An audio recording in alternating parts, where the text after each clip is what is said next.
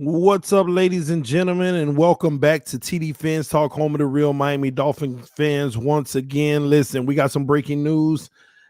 Ian Rappaport reported from NFL Network the news about two teams that were playoff teams last year who have contacted the Miami Dolphins about Xavien Howard and more teams as well. The reason why I want to talk about this real quick is simply because deep down inside, ladies and gentlemen, I got to be honest with y'all. There's a piece of me that's actually hopeful that we can figure it out, because I'm so nervous about the offense that I need us to figure it out.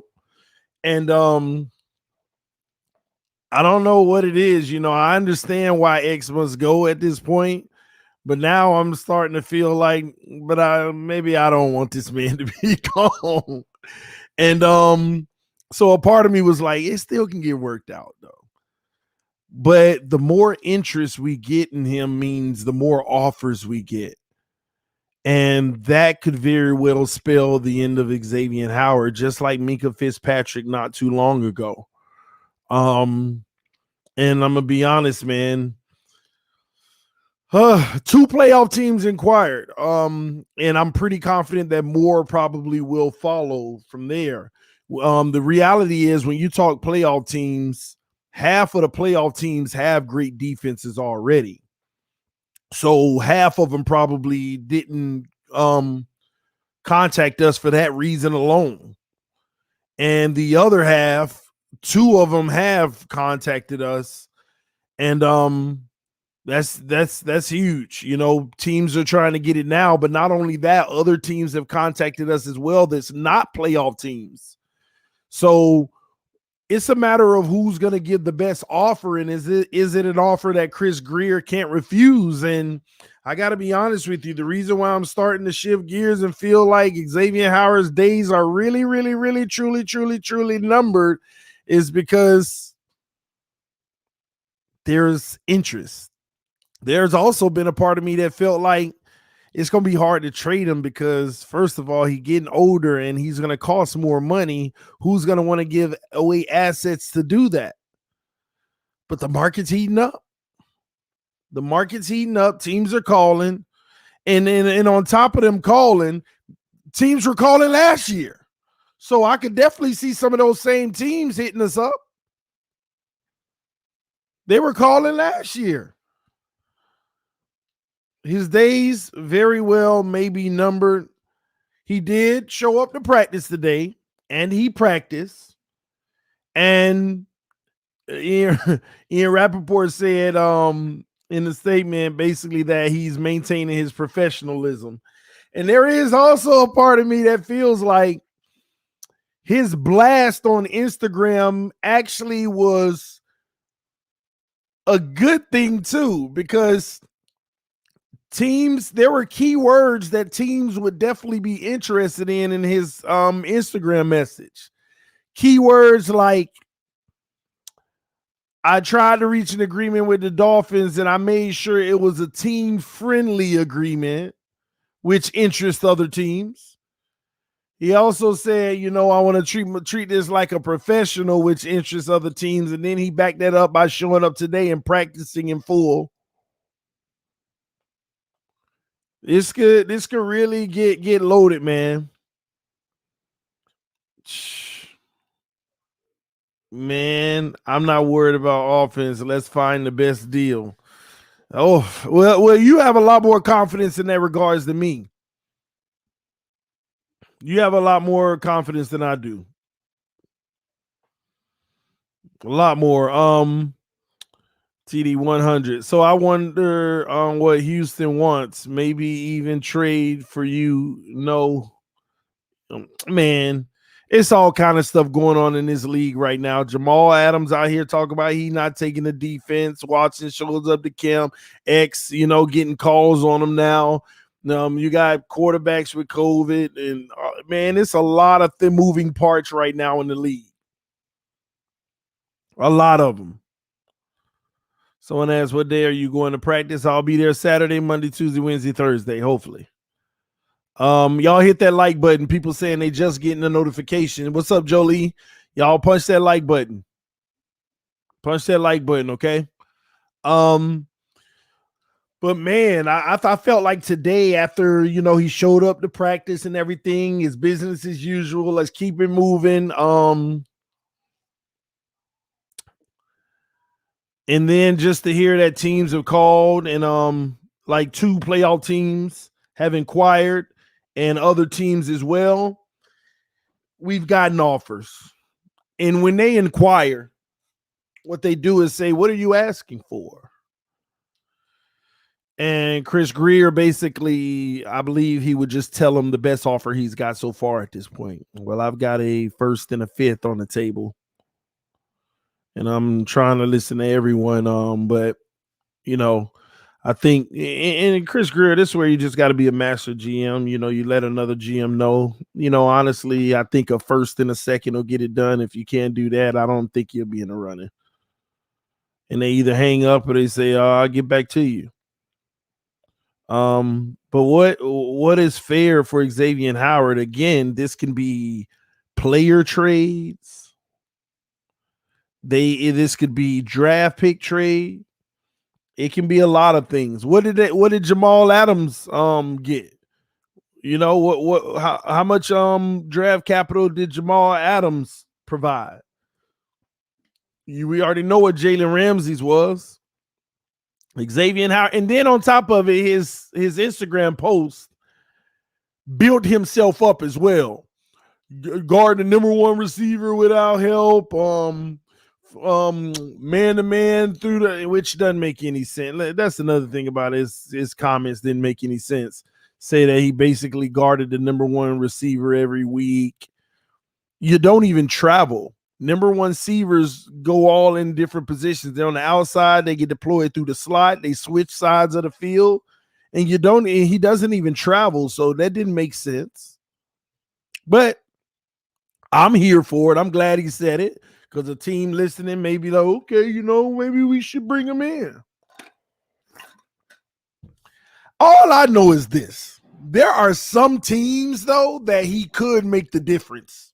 He could make all the difference. There are some teams that would literally be Super Bowl contenders with Xavien Howard. Yeah, I said it.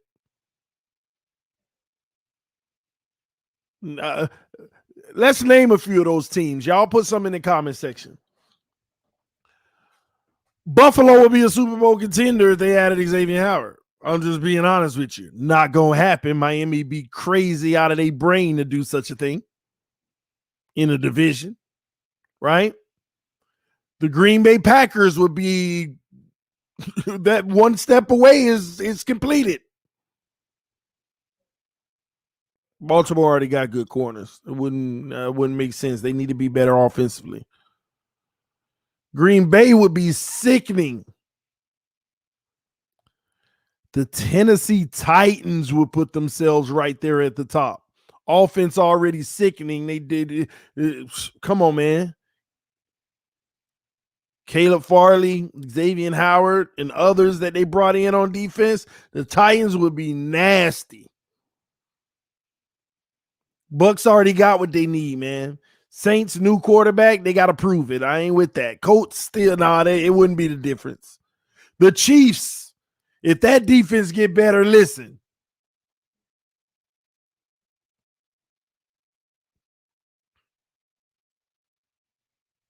That defense get better, man.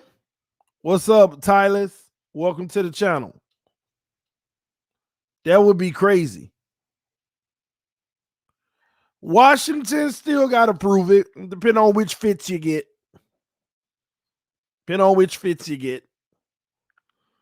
Not the Jags. Hey, I'll give you one that's still got to prove it, but man, if they defense get better, the Chargers. The Chargers, man.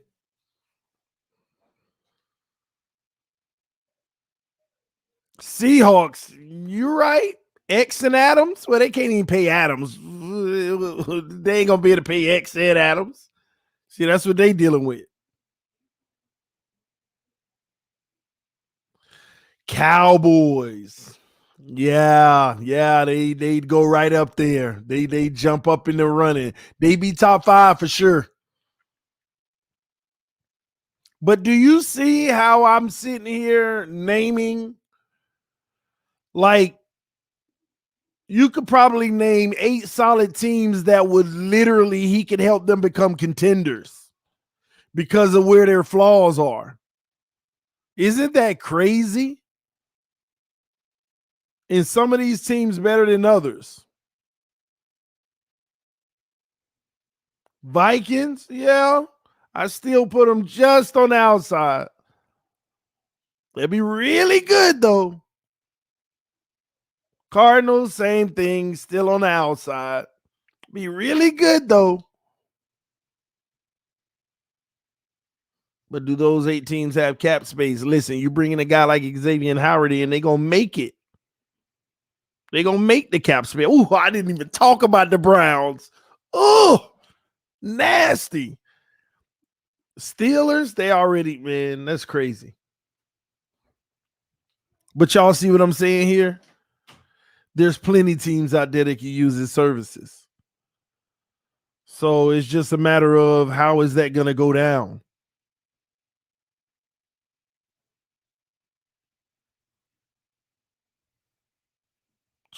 Man, everybody hit me up. There's plenty of teams that can use his services. But who's going to give away the highest ransom? That's what matters. You got to pay him and you got to give away capital. Or the right players that we would want and use. Who would? So it's gonna go down, y'all. It's gonna go down. And I just hope Miami gets what we deserve out of it. We don't have to absolutely profit. We just have to help make the team better or get more than 1 first-round pick. And they don't mean 2 first-round picks, but get more capital than just the first-round pick. You know, even if it ends up being a first and a third, I think that's a win for us. Think that's a win. What would a first and a third do? It'll give us 2 firsts this year coming, 2 firsts the year after that. It'll give us 2 thirds, 2 fourths, 2 fifths, 2 sixths next year. And 2 seconds the year after that. Because we already got 2 seconds. So we'd have 4 first rounders, 2 seconds, no, 3 seconds. And within the 2-year period, we'd have 4 first rounders, 3 seconds, 3 thirds, 3 fourths, 3 fifths, and 3 sixths, and our 2 sevens. We'd be able to do whatever we want to do if we ever want to make a move and grab somebody. Somebody said Greer can't draft anyway. Somebody said I want an impact player though. Well, you don't need a receiver. You're not going to bring back a tight end. It would have to be in the running back core, but who really want to let go of their prominent impact running back? But watch out for the Cowboys. I could see a move where they give a first round pick and Tony Pollard and maybe a late round pick. I could see somewhere a Dallas Cowboys would give up a first, Tony Pollard, and a late round pick. Possibly. I could see something like that. But would they do it? You can't forget. You can't forget who the Cowboys wanted in the draft, and their counterparts jumped them in the draft to get them, and the Cowboys had to settle with Michael Parsons, which is still a great settle. But they wanted the corner. They end up having to settle with the linebacker. So don't forget that.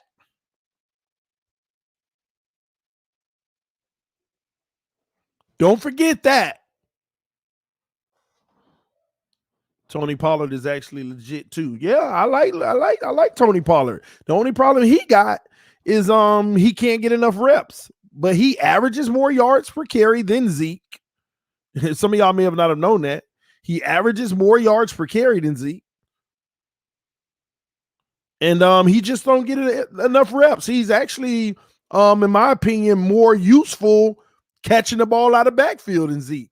But Zeke gets the reps because Zeke built a name for himself, which is kind of unfair when you really want to think about it. See, anybody would just simplistically think it would say, oh, Zeke way better than Tony Pollard. But the truth is, Ezekiel Elliott benefited from the same offensive line that Darren McFadden and whoever was there right before him benefited from when they ran for 1,600 yards and 1,400 yards, 1,200, 1,100.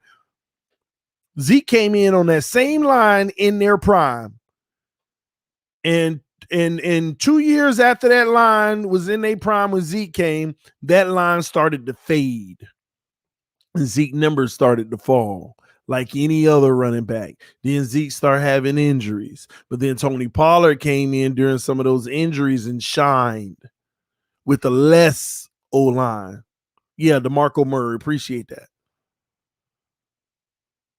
And Tony Pollard gets limited reps based off of what Ezekiel doesn't get.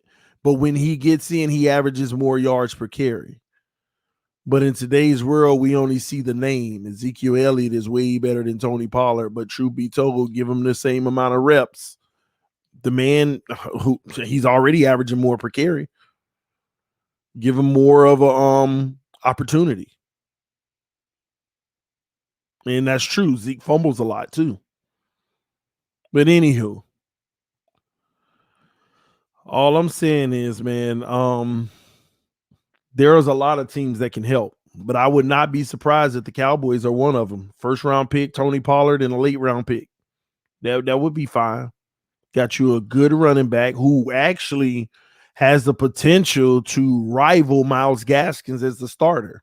I still think Gaskins will get the nod just from familiarity and things of that nature, but Tony Pollard could be a real good back for us for many years to come. Plus, his contract is so favorable.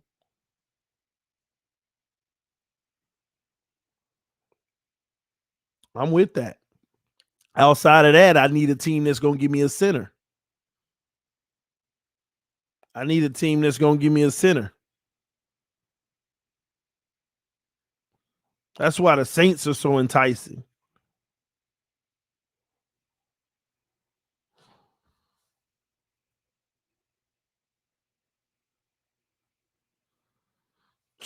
Man.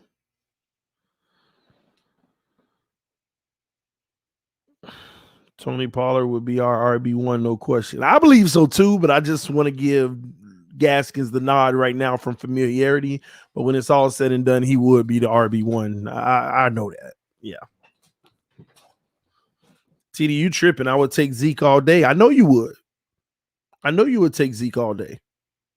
See, but that's the frustrating thing about the NFL. You know, you can have a guy that as a rookie, he has one of the best offensive lines in the NFL, and he blows you away.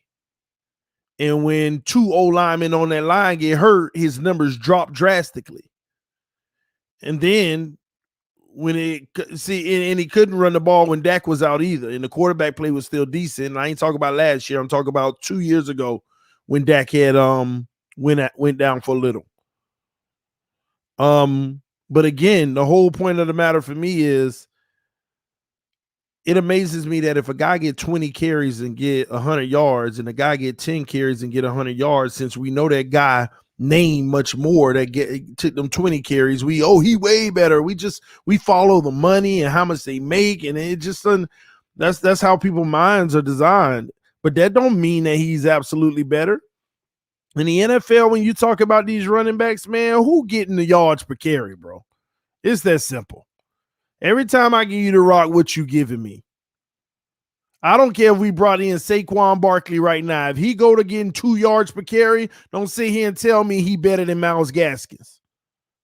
And I know Saquon Barkley is better than Myles Gaskins. But all I'm saying is, if the man come here and he getting 2 yards per carry for a whole season, then miss me. And Gaskins backing him up, still getting 4.5 a carry. No, it look like we need to go back and give Gaskins more reps. He's reducing more.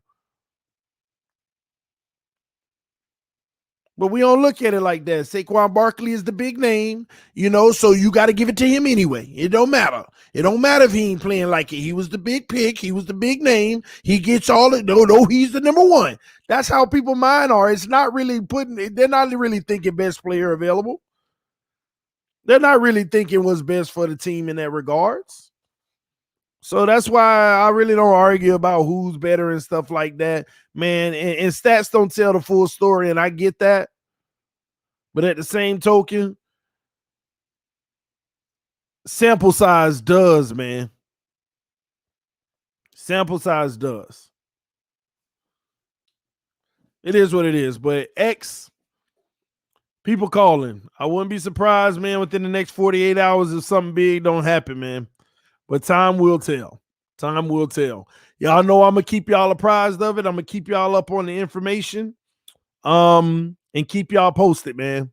It's funny, man. They just put the article out in Houston. Deshaun Watson, very professional at Houston Texans training camp. Coach says QB not a distraction at all. Very professional. Sound like Xavien Howard, huh? Even though he goes on blast with the team, about requesting a trade, but that's neither here nor there. I'll see y'all soon, man. I still got to do that Bernard McKinney stream, and we got some stuff coming tonight. I'm gonna take a quick break, hang out with the kids, have some fun, and I will see y'all unless some crazy breaking news come through. Love y'all, appreciate y'all. Hit that like button on your way out. Shout out to Antonio Gonzalez with the donation. Said, TD, I hit you up on Facebook about joining the fantasy league. Never got a response back. Just wanted to make sure that you got the message. I won in this 1K. Unfortunately, you did not get in. I went off a timestamp, and everybody in order who got in, and we actually took it to 16. It's not even 14 players anymore. It's 16. And next week we'll be doing a video with those players going over the rules of the fantasy, because it's going to be fun. We're not just doing your typical eight-man lineup on the roster. We got defensive players as well. This is going to be a real league where you got to pay attention. We're going to go over the point system. We don't hear no complaining. All the details will be given, and it's going to be pretty exciting. It's going to be pretty exciting. Mariano's GOAT said Packers acquiring Randall Cobb from the Texans in exchange for a 2022 6th-round pick. Yeah, that happened earlier today, but yeah, I mean they got him. I mean, Cobb getting older, It's like a reunion. I guess this is the last dance. Coming on back and getting it done. So we'll see. But yeah, man, everybody who's in the fantasy league has been contacted.